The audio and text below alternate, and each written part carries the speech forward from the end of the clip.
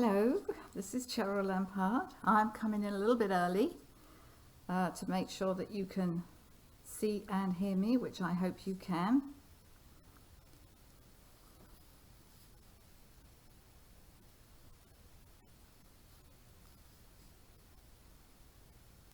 I'm just checking that. I'm trying to see if you can see me. Not having much luck with that at the minute, but hopefully you can. Ah, yes. I'm also trying to work out that you can hear me. So, looks like you can, so that's wonderful. This is always the worrying thing. Okay, that's a relief. I'm going to turn my phone down so that I can't hear myself in the feedback, but that's wonderful. The sound is working and the picture is working, so that's great. So it's just coming up to a minute to go, but I do like to come in early just to make sure everything is okay. Nights are drawing in now, aren't they? And next week our clocks go backwards in the US. Go back, yeah, spring forward, fall back, so it's going to be darker.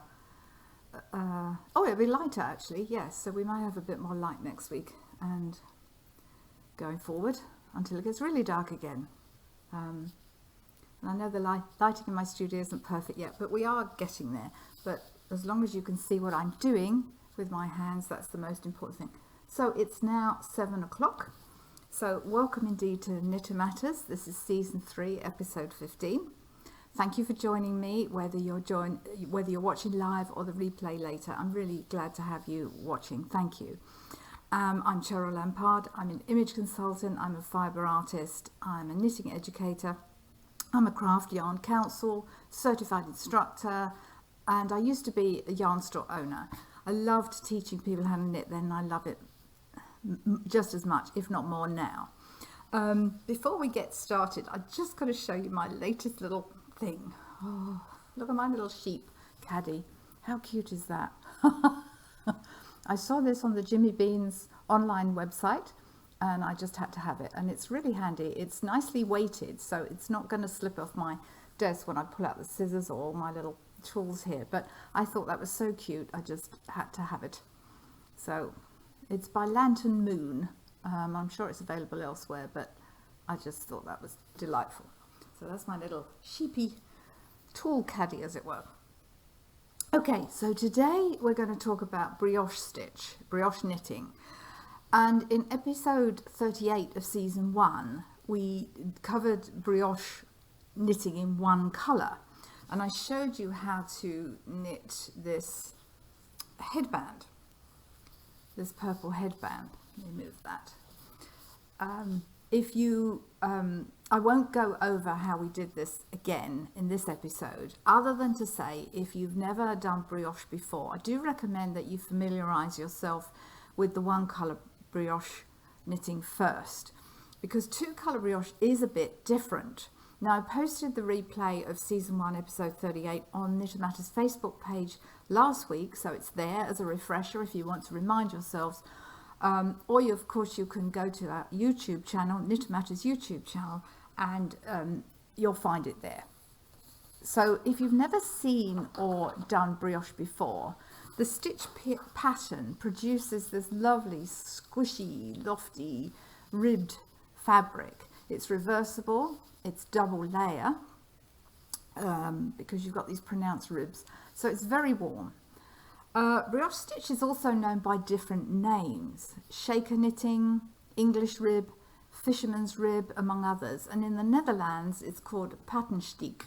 I hope I'm pronouncing that right. If I'm not, please tell me, but patenstiek is the name in Netherlands.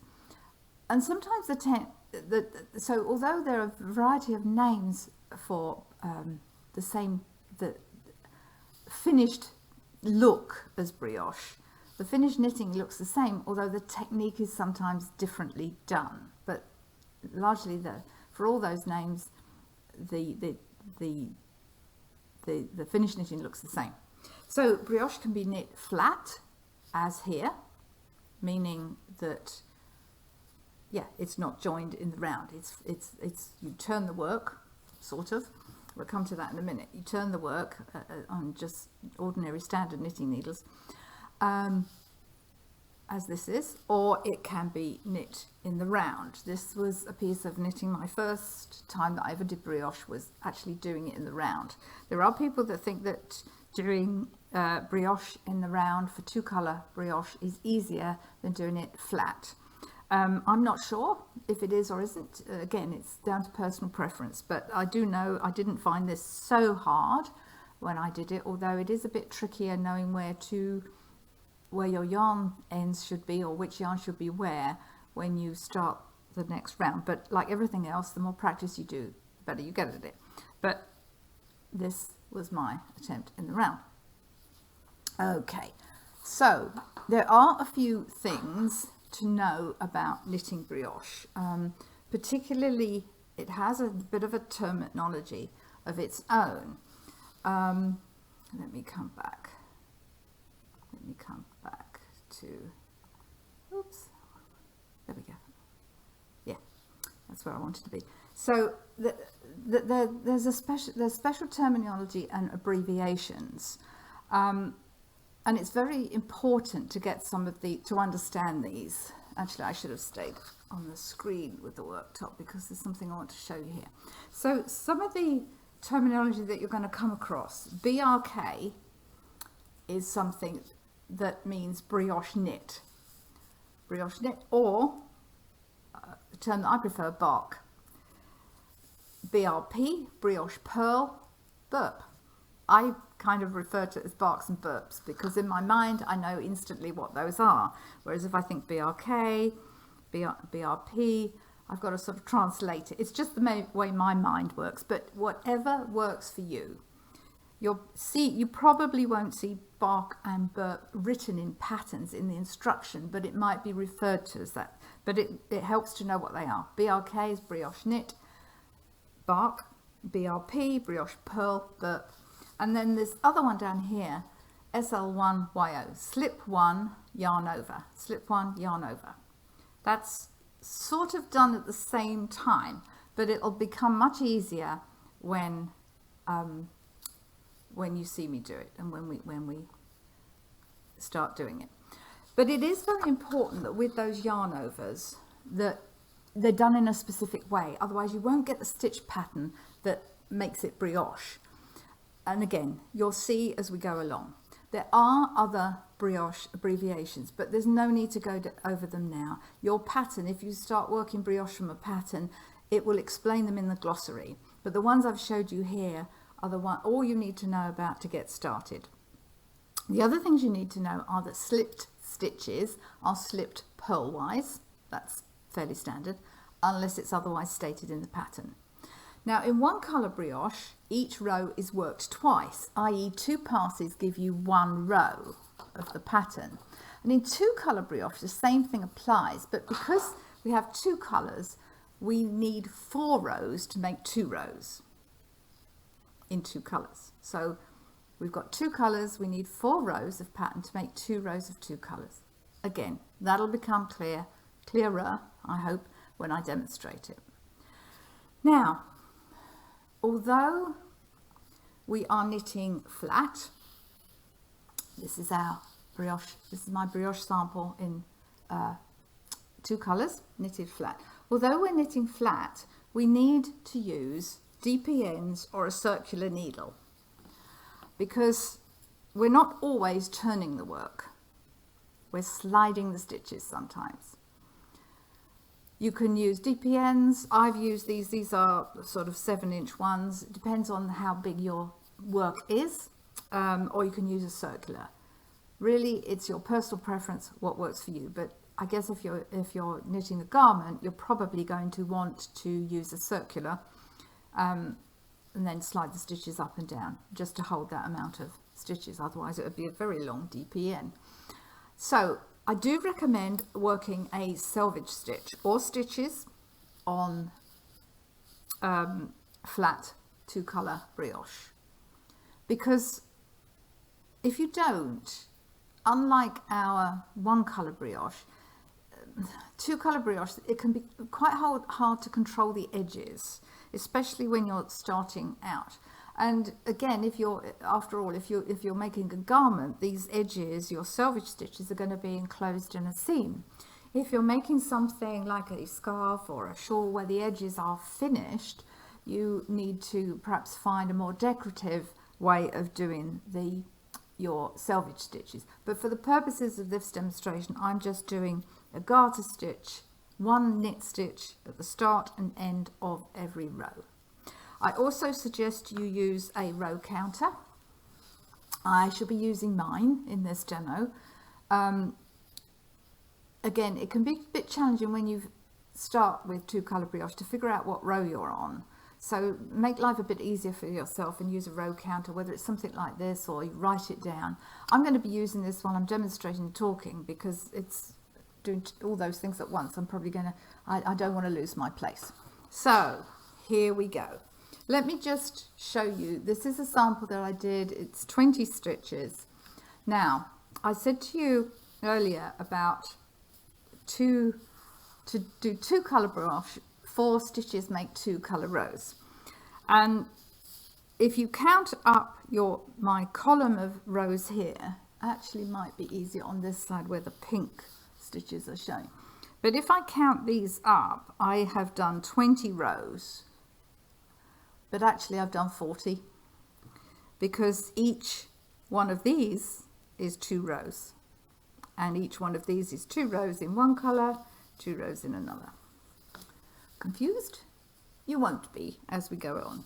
But you can see it's a very nice effect. Yes, it is reversible, and the fun thing is that you get different colours on either side. So the headband is reversible, but of course it's just one colour on both sides. With two colour brioche, you've got the option of which way you want it to be. Okay, so let's get started. So what I have done here is my main colour is my grey, and I shall bring in the contrast, which will be my pink, in a moment.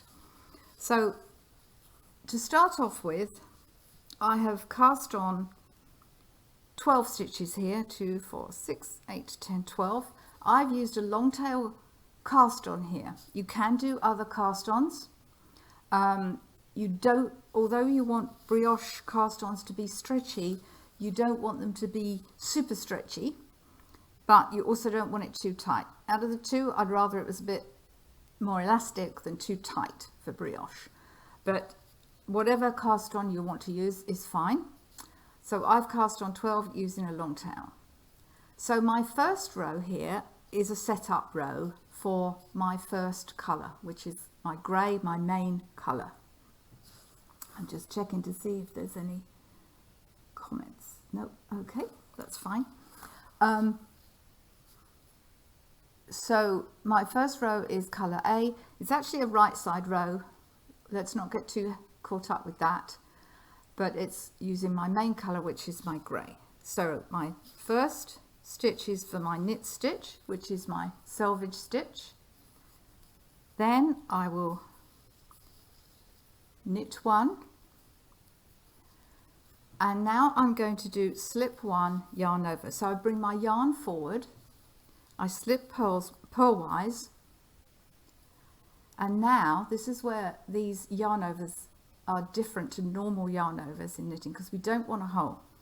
I'm knitting 1, but I need to get my yarn over. I'm almost going over, it's like wrapping my stitch, and I leave it there. It's crossing over that stitch. You'll see this more clearly when we do the second colour, but that's really important that they're like that. So that was my slip 1, yarn over, knit 1. Bring my yarn forward again, slip 1 purlwise. Now I'm going to knit 1. Okay, yarn forward, slip 1, knit 1, yarn forward, slip 1, knit 1, yarn forward, slip 1, and my last stitch gets knitted. Okay, because that's my selvage stitch. Right, I do not turn this one. I slide my stitches back to the start of the needle. Well, it's a double pointed, it's got 2 points, but I slide it to where I started from, okay? Now I'm going to get my pink yarn, unravel a bit of that. Oh, because now it's got a yarn bath. I've got a great chunk of yarn come out. Okay, let's unpick that. There we go. So, get my needle. So my second row, this is actually a right side row, but kind of who's counting on that? This is my setup row for the second colour. I do my knit one. I bring my yarn forward. I slip one. And now my yarn over here, I'm going to do a brioche purl. I'm going to do a burp here, a brioche purl.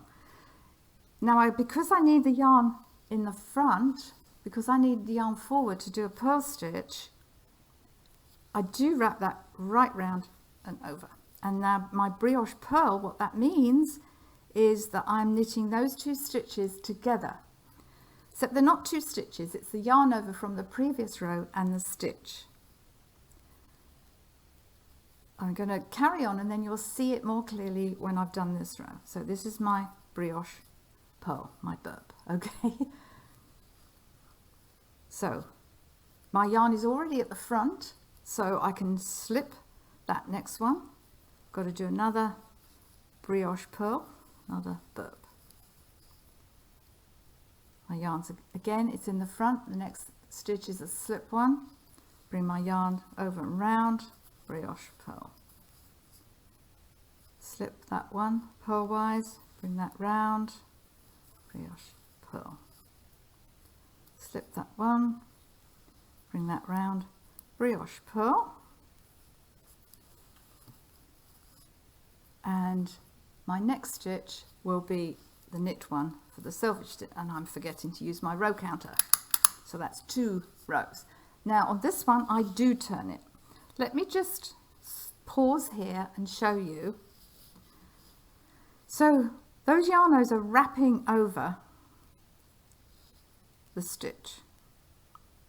Oh, okay, that's on that one. So it's wrapping over the stitch. And you treat those, if I'm going to count these, and it's a good idea to count them every now and then. 1, 2, 3, 4, 5, 6, 7, 8, 9, 10, 11, 12. I started off with 12 stitches, I've still got 12 stitches. Okay, so I've turned this now, and now I'm going to start. So my 2 colours, both my yarns are at the same end. So now row 3 is going to be with my main colour. So I'm going to put this pink at the back and I'm going to start again. So my first one is a knit one. I bring my yarn forward because I've got to do a slip one with a yarn over. Okay. Slip ones, when you slip the stitch, it's all in brioche, it's always going to be the stitch on its own without a wrap. Now I've got to do a brioche purl, it's another burp. So bring that forward, round, knitting those 2 together. My yarn is already in front. I'm going to slip my single stitch purlwise, wrap round for my brioche purl. Okay, slip that purlwise, wrap round for my brioche purl. See, you can see there that that's crossing over that. It's like a, I can't even say this without doing the motion. It's like a shawl wrapped over the shoulder, as it were, of the stitch. My brioche purl. My single stitch there is going to be slipped. Then I bring this round for my brioche purl. My stitch here, slipped, bring that round for my brioche purl, and then my last stitch is a knit one. That's row 3.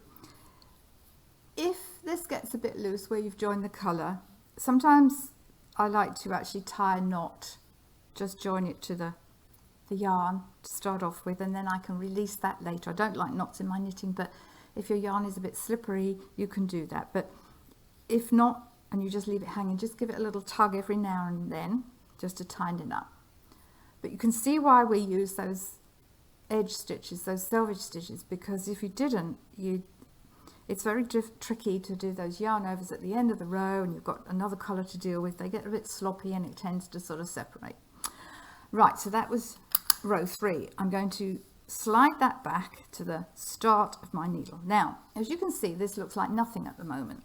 Don't worry about that. You're going to get, you need to do about 6 to 8 rows before you can actually see the pattern. Oh, great, people are, oh, thank you. Somebody at Hope saying it looks great. Thank you. Thank you very much. I appreciate that. Okay, now row 4, we are using our contrast color. So if you haven't used your row counter and you're thinking, I don't know what row I'm on, and this is something that happens to all of us, trust me, I've been there. One of the things that you can sort of start thinking about it, sort of finding out which row you're on. So where you've got the most colour, so in this you can see more grey stitches than pink. So that tells me that my last row was using a main colour. So that's good. So at least I know I can refer back to my pattern and think, well, okay, that was using the main colour there, so it must be one of the 4 rows, in actual fact one of the 2 rows, because 2 of the rows you're using the main colour, 2 of the rows you're using the contrast colour. So that's always a good start. So that's another way of sort of helping you remember which row you're on, or at least which sequence of rows. So now we're doing row 4. It's my contrast colour, and again I've turned here and I've got to sorry, I slid this back, and that's the only place I can go because all my other tails are at this end. So again, that's a clue to where I might be. So knit 1. There's no slip 1 here to start off with. I'm going straight into brioche knit. So I'm going straight into a bark, as it were, a brioche knit. Now I do my slip 1 with my yarn over. So I bring my yarn forward, I slip that single stitch, and I've got to do another brioche knit. Bring that forward, slip 1, brioche knit. Bring that forward, slip 1, brioche knit. Forward, slip 1, brioche knit. Forward, slip 1, brioche. Sorry, that wasn't a brioche knit, that last stitch, but that's a slip stitch, and my next stitch is to knit that.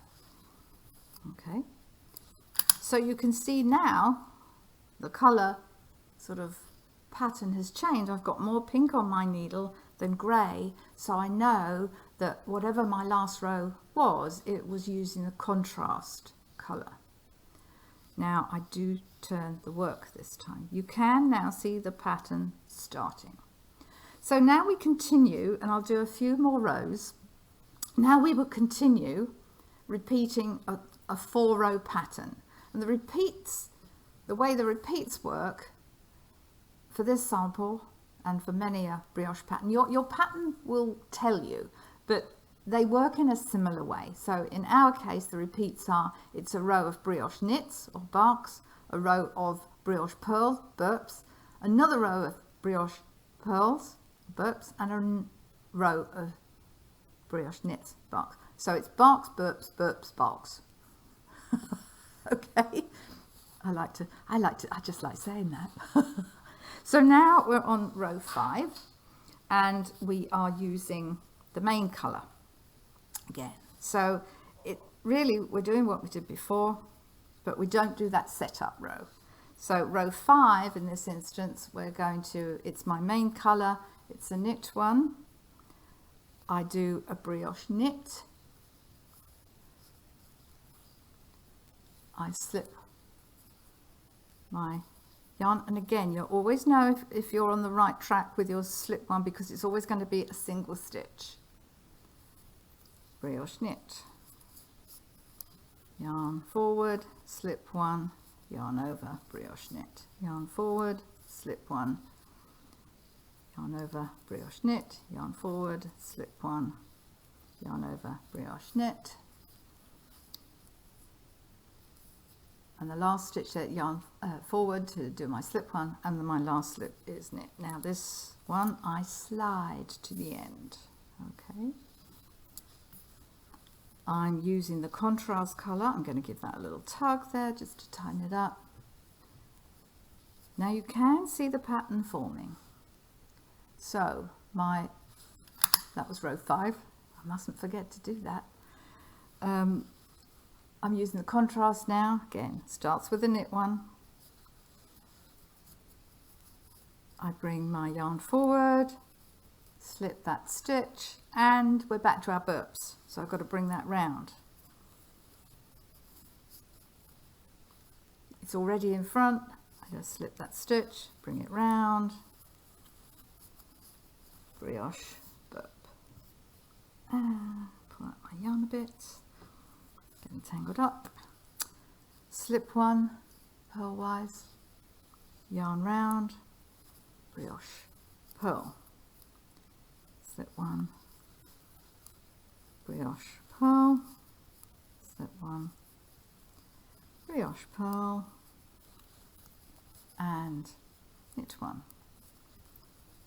Now I always stop when I've done the row, because if I go galloping ahead I can't necessarily see what I've done. I don't want to turn if I've got to slide, and I don't want to slide if I've got to turn. So that was row 6, and now I do turn. Let me just untangle this a bit. Just untangle it again, sorry. Okay. Now for row 7, I'm using my main colour. Let me get that out of the way there. So I'm using my main colour, and it's the same, pretty much the same pattern. So this is going to be another burp row. Remember, it was bark, burp, burp, bark, bark, burp, burp, bark. You've got 2 barks together, 2 burps together, 2 brioche knits together, 2 brioche purls together in terms of the rows sequence. Okay, so this is row 7, knit 1. I'm going to bring my yarn forward to slip that stitch, bring it round, my brioche purls. Okay, I'll just go a little bit speedier on this one because we know the sequence. Slip 1, yarn in front, brioche purl. Slip, yarn in front, slip that one, brioche purl. Slip 1, yarn in front. Sorry, yarn in front, slip 1, brioche, bring yarn round, brioche purl. Yarn's already in front, slip 1, brioche purl, and knit 1. So that's row 7, and this one I slide, and we're going to do row 8, which is using my contrast again, and this will be a brioche knit row, and you can see there the pattern is forming very nicely. So last row as far as this is concerned, knit 1 using my contrast stitch again. I go straight into a brioche knit because I've got a wrapped stitch there. So brioche knit, bring my yarn forward, slip that one, brioche knit, yarn forward, slip that one, brioche knit, yarn forward, slip that one, brioche knit, yarn forward, slip that one, brioche knit, yarn forward, slip that one, and I finished with a knit stitch. Okay, so that's 8 rows. So we did the first 4 were the first 2 of those 8 were set up rows, then we did another 2 to set the pattern, and then you just would keep repeating the last 4 rows that we've done. and then you would get something looking like that. Okay. Now, as I said, if you forget what colour you were last did, look first at the colour that's, read your knitting by looking at the colour of the yarn overs. If there's more of the contrast colour, you know then you've done, the last row you did was one of the contrast colour rows. If it's the main colour, then obviously you'd know that it was one of the main colour rows. If you do have to unpick, it's best to do it stitch by stitch. You know, even the best brioche knitters really find unravelling brioche, you know, tricky if you rip it all out. It's very easy to lose the yarn overs and the stitches and you end up with a mess. So I do recommend, if you're working on a big piece, put in lifelines, and then if you have to, rip back to the lifeline and then pick up as you go along. But really, if I have to rip out brioche, I do it stitch by stitch. I just don't take it all off the needles. It's too risky, unless you know, it's a small piece. Okay, lastly, binding off in brioche. There are several ways to do this, but quite honestly, for the purpose of this sample, I'm just going to knit the knits and purl the purls. Now, because I started off with my main colour, I would really prefer to cast off with the main colour again, but we're just coming up to 7:30, so I won't do another row. I'll just cast off with what I've got. Here I cast on with my main colour and bound off with my main colour. Just kind of looks nice, but let's break the mold here and let's do it this way. So you're going to knit your knits and purl your purls. And remember, so my first knit, that's easy. I'm just going to bind off in a kind of standard way. There are all sorts of clever bind offs depending how you want it to look, but just as a basic one, this is fine. So remember, although this is a wrap stitch, we're treating those stitches always when they've got the yarn over them, it's one stitch. So I'm going to purl that. No, I'm not. I'm going to knit that because I'm showing, sorry, I'm going to knit that because that's a knit row there. And I said I knit the knits and I purl the purls, so that's what I'm doing. So I'm going to knit that and then in the normal way. Okay, bring my yarn forward, purl that one. And again, you don't want to bind off too tight. And the better at brioche you get, the more you can try different bind offs. I'm just using this just to show that it can be done, really. Knitting the knits, purling the purls, just as you would bind off in an ordinary rib, except you're using those wrap stitches, treating those wrap stitches as one stitch. Okay, here we go, nearly at the end.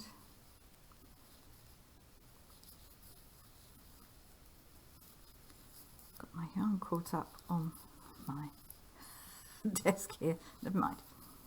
Okay, let's get to the end. There we go. So yeah, I think it looks nicer if you're starting off with the main colour. I think it does look nicer when you finish off with the same colour, but it's your call. And as I say, there's lots of different ways to do that. But there you go. That's the basics of brioche. Now, as you can see there, you know that we did 8 rows because I counted them one by one, but you can see that there's only 4 showing. So your gauge when you do brioche, often you're going to do a lot more rows to get, an inch or 4 inches or whatever it is, because each of the 2 rows is 1 row. And when you're doing 2 colors, you've got to do 2 of each, as we said before. So I hope you enjoyed that 2-color brioche. I love brioche. I think you'll find it's one of those things, once you start doing it, you'll really enjoy it. I do. You can get a real rhythm going with it, and I think it's almost a magical fabric. I love the way it feels through my hands. I love knitting it, and I hope you do too. So I really hope you enjoyed that.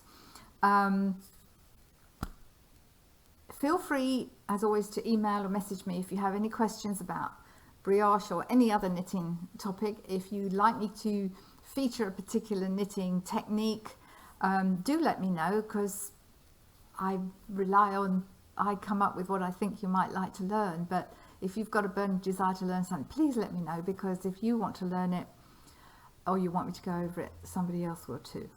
So this episode and all others are uploaded to our Knitting Matters Facebook page within 24 hours and our YouTube channel of the same name.